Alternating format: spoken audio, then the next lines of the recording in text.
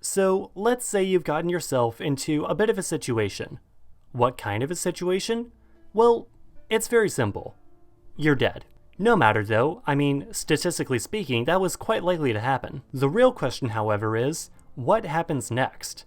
Not to your physical body, I mean, we all know very well what happens to that, but I mean to your consciousness, your soul, who you were inside, assuming such a thing even exists apart from the body at all, but that's a story for another time. This is where religion and culture comes in to at least try to answer this seemingly unanswerable question, since it's difficult, and also terrifying, to imagine your own consciousness just disappearing into nothingness.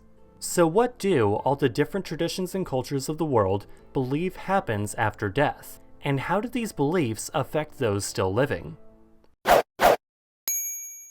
Starting off with the Abrahamic religions, Christianity, like a lot of beliefs, teaches of the afterlife as consisting of multiple different pieces, depending on whether the person in question was good or bad. As both Knowing Better and Overly Sarcastic Productions already explained, much of our concepts of the Christian afterlife, especially in pop culture, come from Dante Alighieri's Divine Comedy, or more commonly known as Dante's Inferno, a series meant as a political commentary that nonetheless provided new, detailed imaginings of heaven and hell, and also an intermediary called purgatory, which in belief only really happens in Roman Catholicism, as beliefs in the afterlife can vary drastically by one's particular sect. Basically, there's always a heaven and there's always a hell, but what they're like, how good or bad they are, what comes in between, and who goes where is highly disputed between denominations.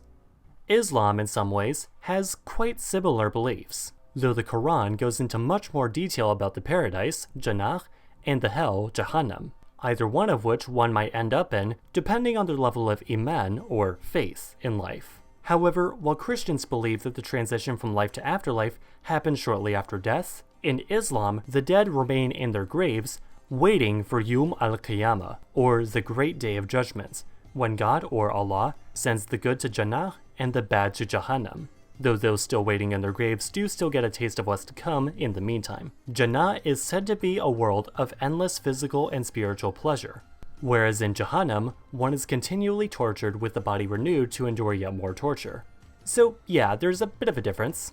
In Judaism, however, well, that's a bit more complicated. The afterlife isn't generally talked about in Jewish circles, with no real mention whatsoever in the Torah. One place sometimes mentioned, though, is Sheol, a shadowy realm where the dead go, though in some later traditions it's only the wicked dead who go there. It's very much up for debate and interpretation, though, as Jewish tradition is much more focused on the actions of this world, so maybe don't expect to get a straight answer from us. Hinduism, quite famously, doesn't really have an afterlife, but rather believes in reincarnation. In Hinduism, life exists in a cycle called samsara, a chain of births and deaths strung together by reincarnation. Depending on one's level of karma, one might be reincarnated in either a higher or a lower form, though the eventual goal is moksha, an escape from this cycle of reincarnation.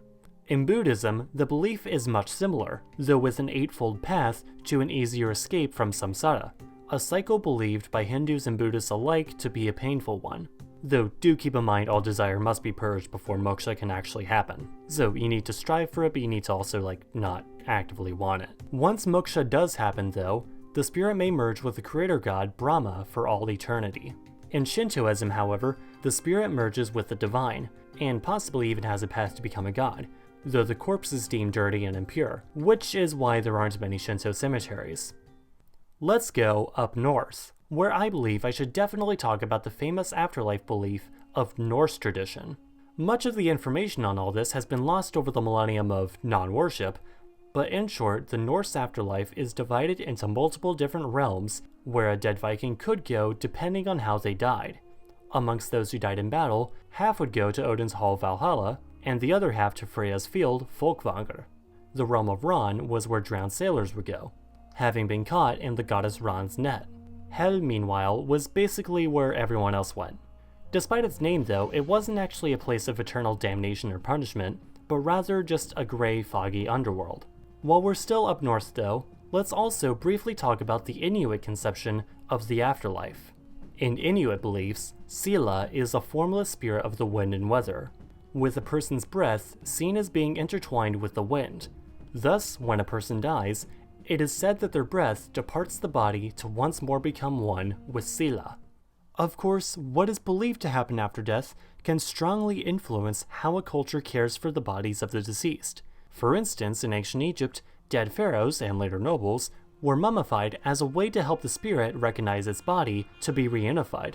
TED made a good video all about this, but we know much of the Egyptian afterlife through a particular scroll known as the Book of the Dead, a scroll describing a soul's journey through the Duat, or the underworld, past monsters and demons, and through to have their heart judged by the feather of truth. If the heart is heavier than the feather, weighed down by the sins of their life, it gets eaten by the part crocodile, part lion, part hippopotamus, Amuts, and the soul ceases to exist altogether. If the heart weighs less, however, the person in question is sent to Osiris, who gives them final clearance to go to the afterlife. Which, as it turns out, is basically just a giant wheat field that needs to be tended for all eternity. There's no pain or sadness in this realm, but I mean, hey, you do you, Egyptians. Obviously, it's difficult to say whether or not there is something awaiting your consciousness after death. On the one hand, if your brain is no longer working, then logically your consciousness would just disappear. But on the other hand, is that something you can even picture? Just not existing? Yeah, it's kind of hard to imagine that. Thank you as always for watching. As always, if you enjoyed it, you can... Yeah, you know what? I'm always telling you to like, share, and subscribe to learn something new every Sunday, but then again, I'm not your parent, I can't tell you what to do. So yeah, you can just interact with this video and the channel in whichever way you like, I guess. Okay, that definitely took a bit of a weird turn, but see you on Sunday.